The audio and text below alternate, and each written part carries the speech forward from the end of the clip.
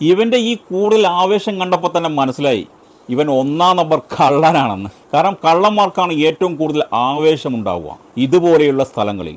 കള്ളന്മാരായിരിക്കാം police വരുന്ന സമയത്ത് കൂടുതൽ സത്യസന്ധനെന്ന് തെളിയിപ്പിക്കുന്നത് പോലെ അഭിനയിക്കുക. ഈ വീഡിയോ കണ്ടു നോക്കൂ. ബിജെപി നേതാവും റിയാലിറ്റി ഷോ താരവുമായ റോബിൻ രാധാകൃഷ്ണനെതിരെ ഗുരുതര ആരോപണവുമായി റിയാലിറ്റി ഷോ താരം വേദാലക്ഷ്മി.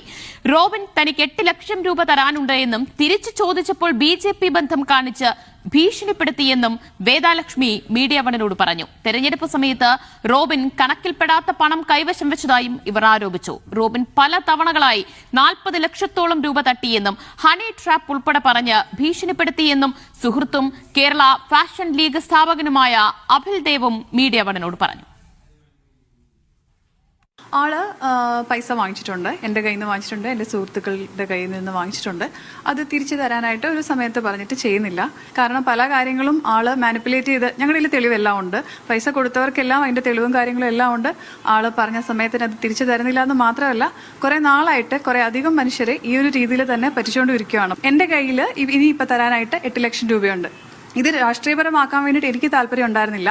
ബട്ട് ആള് ഫണ്ട് തിരിച്ചു തരുന്നതിൻ്റെ ആ ഡിലേ ഉള്ള സമയത്ത് തന്നെ ലക്ഷങ്ങൾ ടേബിൾ വെച്ചിട്ടുള്ള വീഡിയോ, ഇത് ഓർക്കണം, ഇത് ഇലക്ഷൻ സമയത്താണെന്ന് ഓർക്കണം. ഇലക്ഷൻ സമയത്ത് നമ്മളുടെയൊക്കെ വണ്ടികൾ മൂവ് ചെയ്യുമ്പോഴത്തേക്കും ഡാഷ്ബോർഡ് വരെ ചെക്ക് ചെയ്യുന്ന സമയത്ത് ആൾക്ക് സോഴ്സ് എവിടുന്നാന്ന് അറിയാത്ത ലക്ഷങ്ങളാണ് അങ്ങോട്ടും ഇങ്ങോട്ടും ഉള്ള രീതിയിൽ ഇത് ചെയ്യുന്നത്, പൈസ ട്രാൻസാക്ഷൻസ് നടത്തുന്നത് ബൈ ക്യാഷ്. രാഷ്ട്രീയത്തിൽ കാല് കുത്തിയത് മുതൽ എന്താ പറയണ്ടേ, അഹങ്കാരം, ധാർഷ്ട്യം, അങ്ങനെയൊക്കെ വേണമെങ്കിൽ പറയാം. പൈസ തിരിച്ച് ചോദിക്കുമ്പോഴുള്ള ടോണും കാര്യങ്ങളും നമ്മളോട് മാത്രമല്ല കേട്ടോ, രാഷ്ട്രീയക്കാരനായതുകൊണ്ട് തന്നെ ആൾക്ക് എന്തും ചെയ്യാനുള്ള പവർ ഉണ്ട് എന്നുള്ള ഒരു ധാർഷ്ട്യത്തിലാണ് ഇപ്പം സംസാരിക്കുന്നത്. BJPയിൽ ട്രിവാൻഡ്രത്തുള്ള സുരേഷ് സാറിനെ പോയി കണ്ടിരുന്നു.